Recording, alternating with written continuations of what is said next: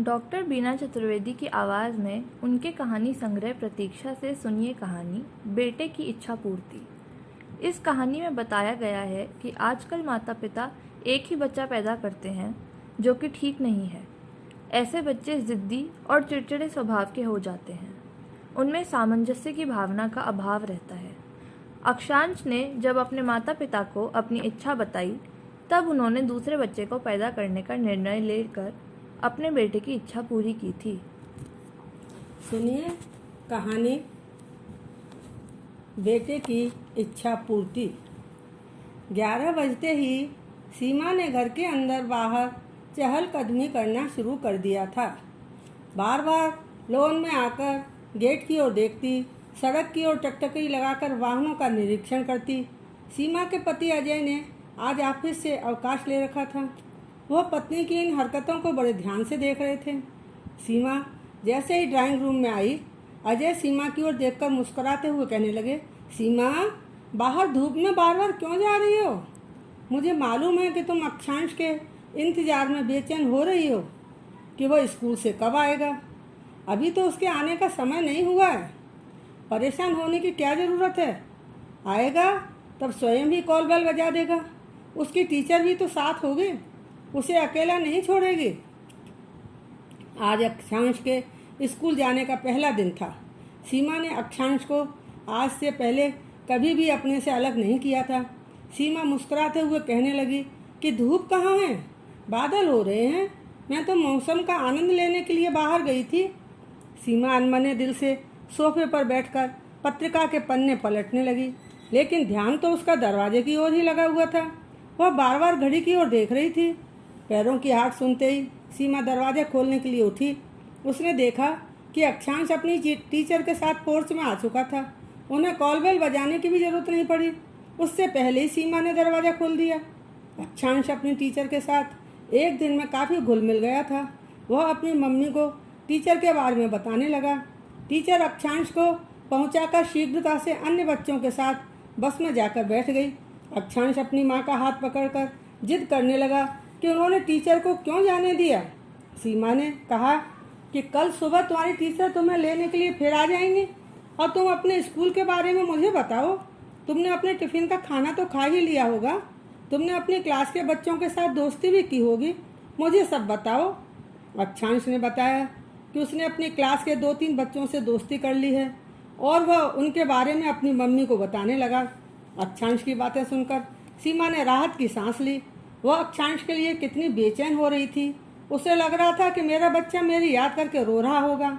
माँ की आत्मा ऐसी ही होती है, जबकि बच्चे सब कुछ भूलकर अपने साथियों के साथ मस्त हो जाते हैं। स्कूल में एडमिशन कराने की तारीख ज्यों-ज्यों नज़दीक आ रही थी, सीमा बस यही सोचती रहती थी कि अक्षांश स्कूल में एडजस्ट हो भी पाएगा या नहीं। मगर ऐसा नहीं हुआ। अक्षांश अपने स्कूल की टीचर और सहपाठियों के साथ इतना खुश रहने लगा कि स्कूल समय में उसे माँ की याद कतई नहीं सताती थी। उसकी हरकतों को देखकर लगता कि अक्षांश बहुत ही जल्दी काफ़ी समझदार हो गया है। उसे अपने दोस्तों के साथ खेलना कूदना गपशप करना अच्छा लगता था। स्कूल के दोस्तों के अलावा अब उसकी दोस्ती पड़ोस के बच्चों से भी हो गई थी। अक्षांश ने अपनी माँ के गले में बाहें डालकर बहुत ही प्यार से पूछा, मम्मी, मैंने होमवर्क पूरा कर लिया है। मैं अब अपने दोस्तों के साथ पार्क में खेलने जाऊं? सीमा ने अक्षांश को प्यार से अपनी ओर खींचते हुए उसके माथे को चूमा और घर का दरवाजा खोलते हुए वह उसके साथ पार्क के लिए रवाना हो गई। सीमा के घर के सामने ही पार्क था। वह पार्क में बेंच पर बैठकर अक्षांश को बच्चों के साथ खेलते हुए देखने लगी। इसी समय पड़ोस की कई महिलाएं भी अपने बच्चों के साथ वहां आ गईं। एक शाम अक्षांश के स्कूल के दोस्त की मम्मी नीलम सीमा को बधाई देने लगी कि इस बार आपके बेटे अक्षांश ने क्लास में टॉप किया है। सीमा ने बड़े ही शांत भाव से कहा कि बच्चे आगे बढ़ें, इसके लिए बड़ों के आशीर्वाद की बहुत ज़रूरत होती है। नीलम कहने लगी, अरे आशीर्वाद तो इतनी शक्ति कहाँ होती है? यदि ऐसा होने लगे तो सभी माता पिता अपने बच्चों को रात दिन ढेर सारे आशीर्वाद देने लग जाएं। अक्षांश टैलेंटेड है और फिर तुम्हारा योगदान भी कम नहीं है। कुछ समय तक महिलाएं अपने बच्चों के बारे में तथा इधर उधर की बातें करती रहीं। नीलम की प्रशंसा ने सीमा के दिल में खुशी और गर्व का एहसास एक साथ करा दिया।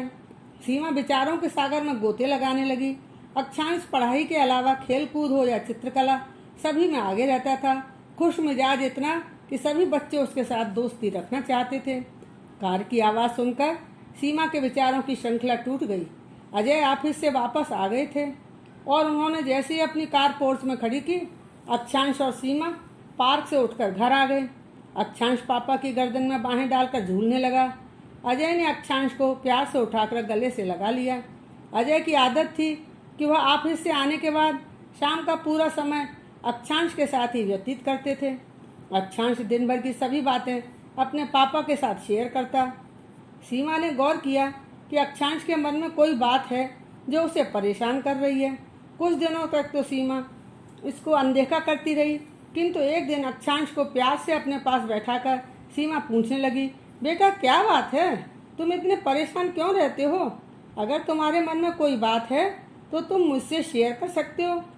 बहुत संभव है कि मैं तुम्हारी परेशानी को दूर कर सकूं।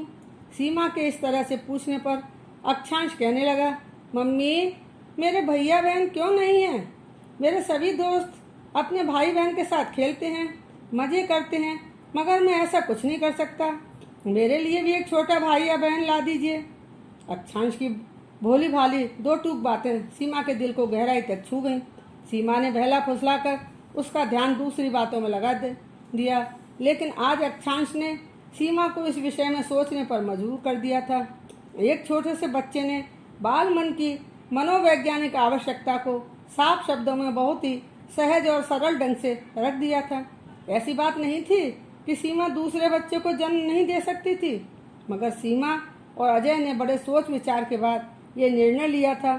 शायद वह दोनों यही चाहते थे कि अक्षांश की परवरिश में वह कोई कसर नहीं छोड़े, उसे अच्छी से अच्छी शिक्षा दिलाएंगे तथा उसकी सभी आवश्यकताओं को पूरा करने का भरसक प्रयास करेंगे। इन दोनों के निर्णय से अजय और सीमा के माता पिता कतई सहमत नहीं थे। उनका कहना था कि जिस घर में अकेला बच्चा रहता है उस बच्चे के अंदर सामंजस्य की भावना का अभाव बना रहता है। एकाकीपन उसके ऊपर इस कदर हावी हो जाता है कि वह अपनी छोटी से छोटी ख्वाहिश या कि वस्तु को किसी के साथ बांटना नहीं चाहता। एकाकीपन की भावना उसमें कूट कूट कर भर जाती है, जो न उसके स्वयं के लिए ठीक होती है और न परिवार के लोगों के लिए। ऐसा बच्चा अनबने भाव से अपने आप में ही खोया रहता है। एकाकीपन की प्रवृत्ति कभी कभी उस बच्चे के दिमाग पर इतनी हावी हो जाती है कि वह अहंकारी हो जाता है और अपने अलावा अन्यों को कुछ नहीं समझता। यदा कदा ऐसा भी देखने में आता है कि ऐसे बच्चे बहुत ही जिद्दी और चिड़चिड़े स्वभाव के हो जाते हैं। अक्षांश की बातें सुनकर सीमा को याद आया कि उसकी मौसी का लड़का देवेश, उसकी भी तो इसी प्रकार की हरकतें थीं। वह भी अपने माता पिता की इकलौती संतान था। गर्मियों की छुट्टियों में हम सब बच्चे जब ननिहाल जाते थे तब सब मिलकर खूब मज़े करते थे। साथ साथ खाना, खेलना, घूमना फिरना, नाचना गाना और न मालूम क्या क्या। मगर देवेश एक कमरे में अकेले बैठकर वीडियो गेम खेलता रहता या नॉवेल पढ़ता रहता। हम सब बच्चे उसके पीठ पीछे खूब मजाक बनाते थे। हमारी तरह से अब देवेश भी बड़ा हो गया है, उसकी भी शादी हो गई है। बचपन में पड़ी एकाकीपन की प्रवृत्ति अब उसकी जिंदगी में अनेक समस्याएं पैदा कर रही है। देवेश की पत्नी का जीवन नरक तुल्य हो रहा है। न वह अपने माता पिता की सुनता है, न पत्नी और बच्चों की, बस अपने हाल में ही मस्त रहता है। पुरानी बातों को याद करके सीमा सोच रही थी कि बचपन के दिनों में मौसी जी अपने बेटे देवेश की तारीफों के पुल बांधती रहती थीं। वह पढ़ाई में बहुत होशियार है, उसने आईआईटी से इंजीनियरिंग की है, मगर व्यावहारिक ज्ञान के क्षेत्र में वह आज तक शून्य ही है।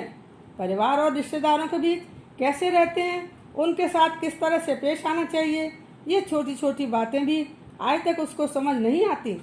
शादी विवाह के समय पर 2-1 दिन के लिए जब भी वह अपनी पत्नी बच्चों के साथ सम्मिलित होने के लिए यदा कदा आता है, तब सभी लोग बस उसकी हरकतों का मजाक बनाते रहते हैं। सीमा इन सब बातों पर मन ही मन विचार कर रही थी। उसे लगा कि अभी समय है, कुछ नहीं बिगड़ा।